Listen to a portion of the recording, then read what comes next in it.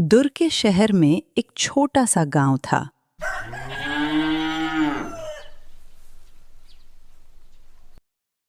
शेखर और रामू नाम के दो भाई थे। पहले दोनों में बहुत प्यार था, लेकिन जब दोनों की शादी हुई और शादी के कुछ साल बाद शेखर रामू के माँ बाप की मृत्यु हो जाती है।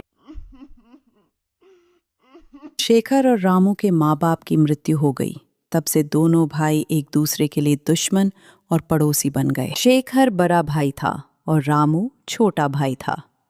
शेखर अमीर था क्योंकि उसकी सरकारी नौकरी थी और एक सुंदर सा मकान था, और रामू बेरोजगार था। उसकी हिस्से में सिर्फ खेत और छोटा सा मकान था। रामू खेत से ही अपना घर का खर्चा चलाता। शेखर अमीर था। वो अमीर की तरह जीवन जीता। कभी भर भर के झोला सब्जी लाता तो कभी अपनी बाइक चलाकर घूमने जाता। वही रामू अपना जीवन गरीब की तरह जीवन जीता। वही रामू दिन भर खेतों में काम करता और शाम होते ही घर वापस आ जाता। अरे ओ रामू, कितना भी खेतों में काम कर ले, लेकिन मेरे जैसा थोड़ी होगा अमीर। अगर तू भी पढ़ा लिखा रहता तो आज मेरे जैसा नौकरी करता, भी सब कुछ वही होता। रामू ये बातें सुनकर चुप हो जाता। क्यों? कि रामू देख रहा था शेखर के चेहरे पर घमंड झलक रहा है।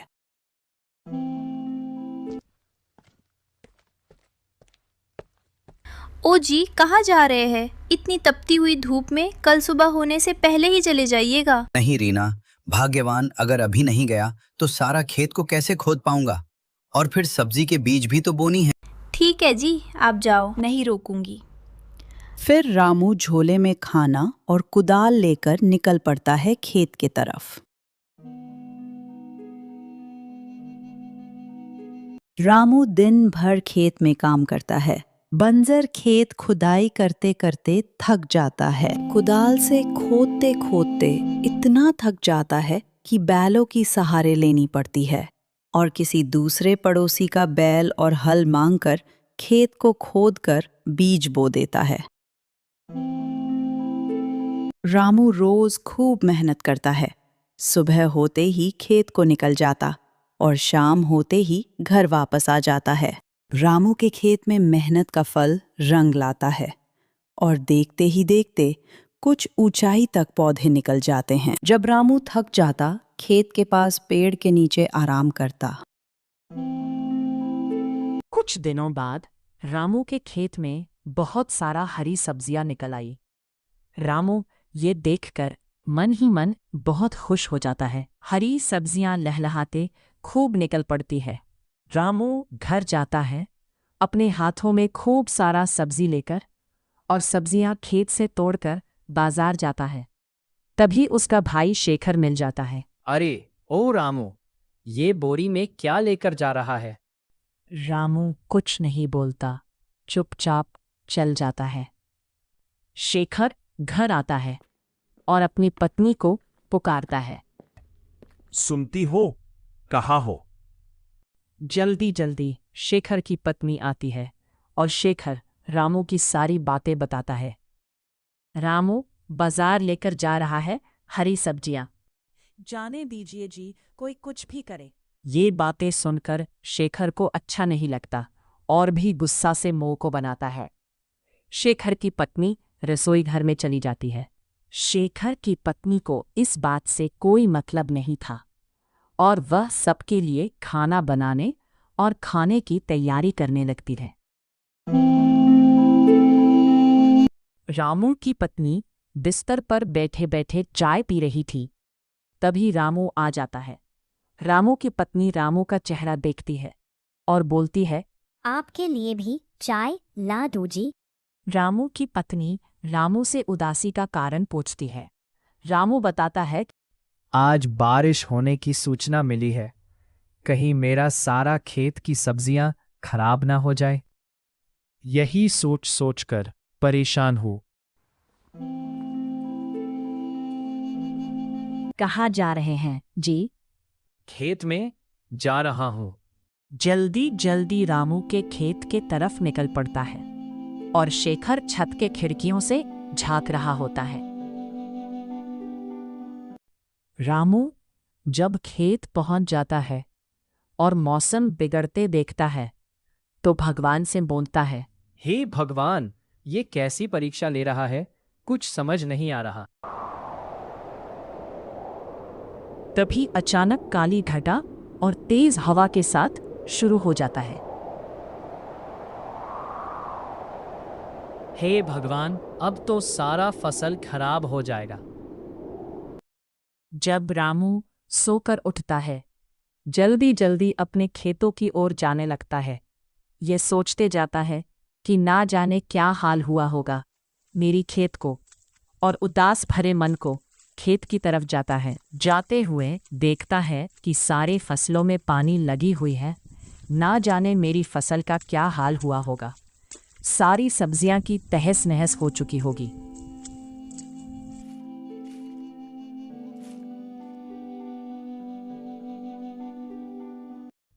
हे भगवान, ये क्या हो गया? मेरी सारी सब्जियां तहस नहस हो गई। रामू अपनी फसल को देखकर खूब रोता है और अपनी किस्मत को कोसता है। भगवान, आप मुझे किस बात की सजा दे रहे हो?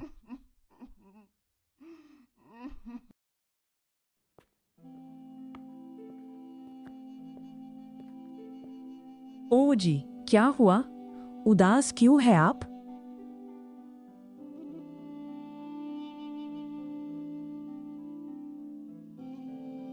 रामू कुछ भी नहीं बोलता और अपने कमरे में जाकर बैठ जाता है। तभी रामू की पत्नी जल्दी से रामू के पास आती है और उदासी का कारण पूछती है। ओ जी, क्या हुआ? उदास क्यों है आप? तभी रामू सारा बात बताता है अपनी पत्नी को। रामू की पत्नी ये बातें सुनकर दुखी हो जाती है। जब रामू सुबह सुबह अपने खेतों में जाता है और फिर क्या देखता है कि सारा खेत पहले जैसे ही हो गए हैं। फिर से सारा सब्जियां और फसल लहलहाते निकल पड़े हैं। रामू ये देखकर बहुत खुश हो जाता है और नाचने लगता है।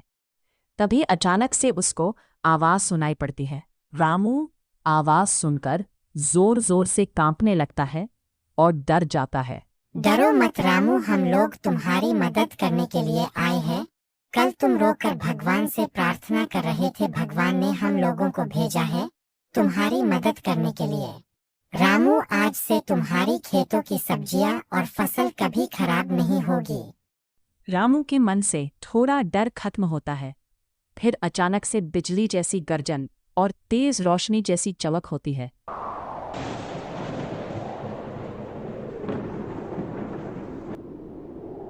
फिर से सब वैसे ही ठीक हो जाता है जो पहले जैसा था। रामू यह देखकर बहुत खुश हो जाता है और नाचने लगता है। रामू खेत से सारा सब्जियां तोड़कर बाजार भेजने लगता है। अरे ओ रामू, यह चमत्कार कैसे हुआ? भगवान की कृपा समझिए शेखर भैया। शेखर की पत्नी बोलती है, ये कैसी चमत्कार है जो रात भर में ही ठीक हो गया। रामू बाजार जाकर चुपके से देखता है कि मेरी सब्जियों की बिक्री कितनी हो रही है। लोगों की भीड़ को देखकर रामू खुश हो जाता है और देखते ही देखते एक सुंदर मकान बना लेता है।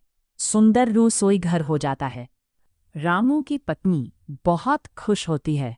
कभी मिट्टी के चूल्हे पर खाना बनाती थी, आज गैस पर बना रही होती है। और रामू के पास एक मोबाइल और एक कार भी हो जाती है। शेखर यह सब देखते ही रह जाता है। रामू की फसल वैसा ही रहता है, कभी खत्म नहीं होता। जब जब हरी सब्जियां टूटता फिर वैसा ही निकल पड़ता।